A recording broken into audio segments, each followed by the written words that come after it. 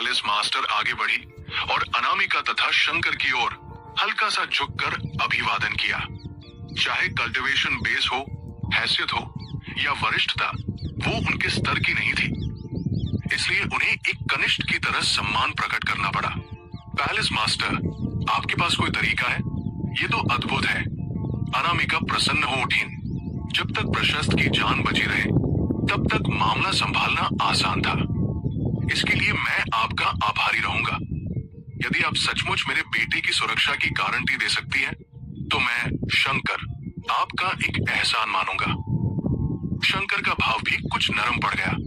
Palace master ने हल्के से सिर हिलाया। उन्होंने शंकर से जेड की बोतल ली और उसे हल्का सा सूंघा।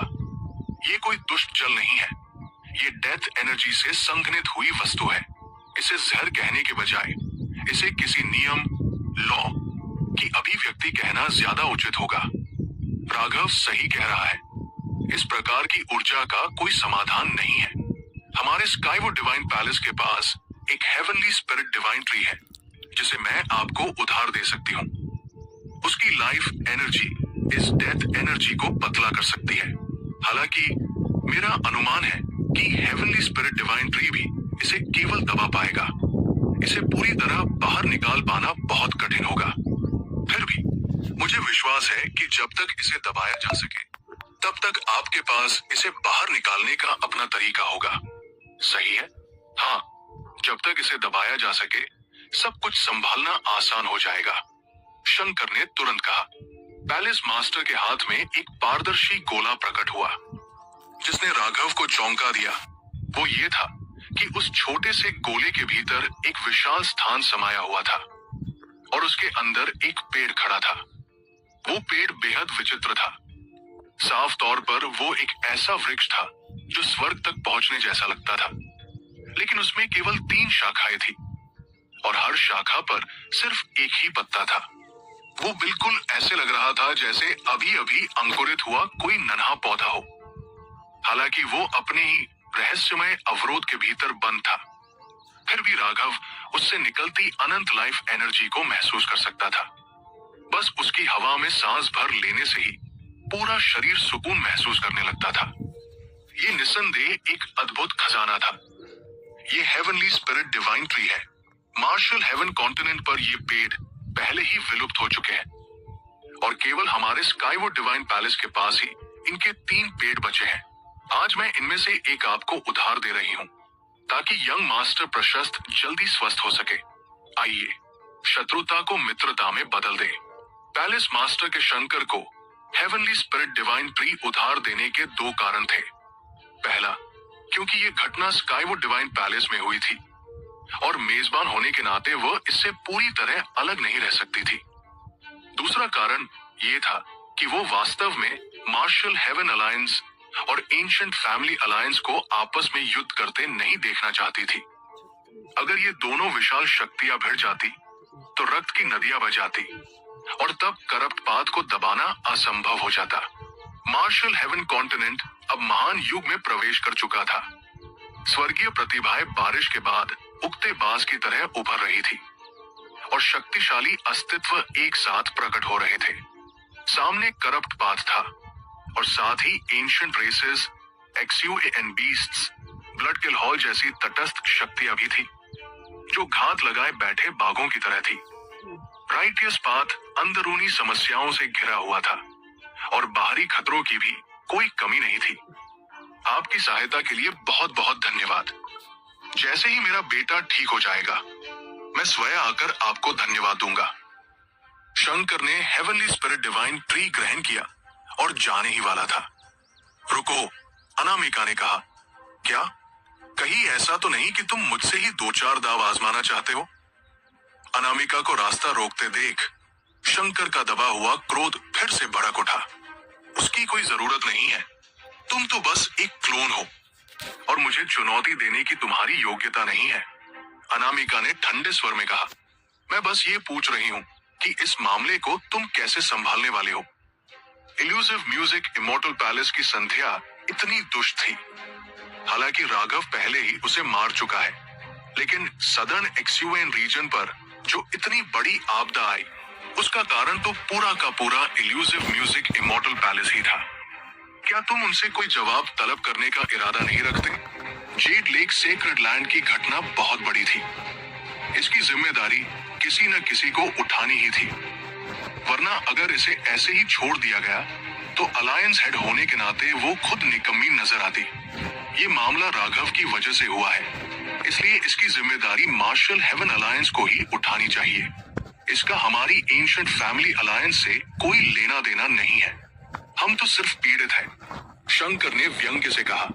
अनामिका का आशय साफ था, उन्हें मिलकर इल्यूसिव म्यूजिक इमॉर्टल पैलेस से जवाब मांगना चाहिए। उनकी ही डिसाइपल ने ये सब किया था, इसलिए उन्हें जिम्मेदारी लेनी चाहिए थी। चाहे मुआवजा हो या कम से कम एक माफी, उन्हें सामने आना ही पड़ता। लेकिन इल्यूसिव म्यूजिक इमॉर्टल पैलेस की नींव बेहद भयावह थी और वे मार्शल हेवन कॉन्टिनेंट के संरक्षकों में से एक भी थे।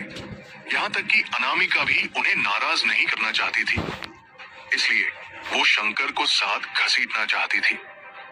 मगर शंकर ने साफ इनकार कर दिया और सारी जिम्मेदारी अनामिका पर ही डाल दी। यहाँ तक कि उल्टा उसी को दोषी ठहरा दिया। वो कैसे स्वीकार करती कि वह दोषी है, जबकि शंकर खुद को पीड़ित बताकर खड़ा था? बकवास, पीड़ित तो हम हैं। क्या ये कहना चाहती हो कि अगर राघव और प्रशस्त की जगह बदल दी जाती तो तुम ये कहती कि प्रशस्त को राघव पर पलटकर वार करने की गलती थी? ये हमारी जिम्मेदारी कैसे बन गई? अनामिका गुस्से से गरजी। शंकर ने बेरुखी से कहा, मेरी नजर में ये पूरी आपदा राघव से ही शुरू हुई। संध्या का उससे प्रेम नफरत में बदल गया। जहां तक सवाल है कि राघव ने संध्या के साथ क्या किया, कौन जानता है? उसने उसके जज्बातों से कैसे खेला, ये जानना असंभव है। संध्या इल्यूसिव म्यूजिक इमॉर्टल पैलेस की शीर्ष 2 डिसाइपल्स में से एक थी। वो कोई मूर्ख नहीं थी। उसके इतना पागलपन भरा कदम उठाने के पीछे क्या सचमुच राघव का कोई हाथ नहीं था? क्या तुम इसकी गारंटी दे सकती हो? ये कौन मानेगा?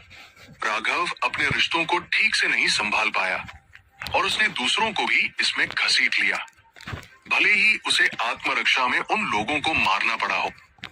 लेकिन उनकी मौत की जिम्मेदारी से वो पूरी तरह बच नहीं सकता। जहां तक मेरी एंशिएंट फैमिली अलायंस और बाकी सेक्स का सवाल है, असली पीड़ित हम ही हैं। इस मामले की जिम्मेदारी तुम्हें और इल्यूसिव म्यूजिक इमॉर्टल पैलेस को उठानी चाहिए। मेरे पास तुम्हारे साथ समय बर्बाद करने का वक्त नहीं है। अगर मेरा बेटा ठीक हो गया तो मैं इस बात को यही छोड़ दूंगा, लेकिन अगर उसे कुछ भी हुआ तो मेरे क्रोध को झेलने के लिए तैयार रहना। शंकर के शरीर पर डिवाइन रून्स फैल गए, उसके आसपास की स्पेस मुड़ गई और वो सबकी नजरों से गायब हो गया। क्यों नहीं जाकर खुद को ही गाली दे? शंकर के चले जाने के बाद सारी जिम्मेदारी अनामिका पर डाल दी गई, जिससे वो गुस्से में गालियां देने से खुद को रोक न सकी। सदर्न XUN रीजन के एक्सपर्ट्स ने एक शब्द भी कहने की हिम्मत नहीं की। वे सब चालाक बूढ़े लोमड़ी थे और समझ चुके थे कि ये 2 विशाल शक्तियों के बीच ताकत की खींचतान है।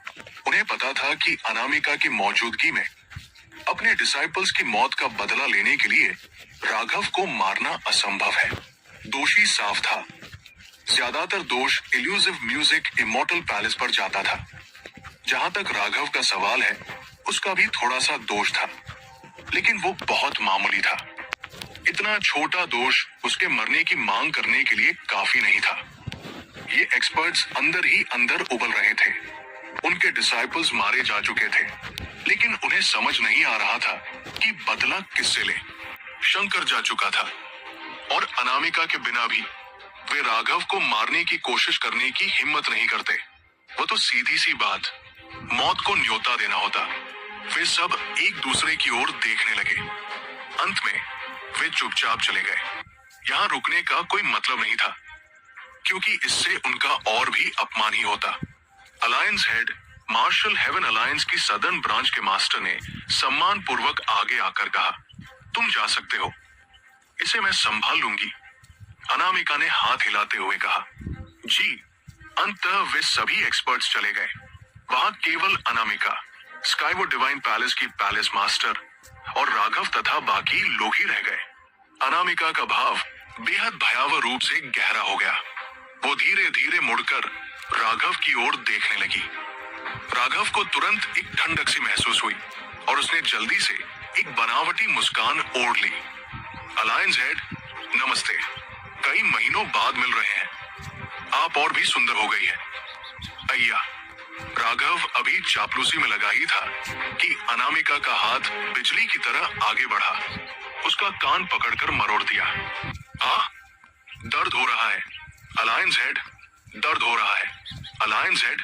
मेरी गलती थी। राघव को समझ नहीं आ रहा था कि अनामिका क्या कर रही है, लेकिन ऐसा लग रहा था जैसे उसके कान में सुई चुभ रही हो। छोटे बदमाश, तुम्हें शर्म नहीं आती कि दर्द दर्द चिल्ला रहे हो? सिर दर्द तो मुझे हो रहा है। अनामिका ने उसकी मिन्नतों को पूरी तरह नजरअंदाज कर दिया।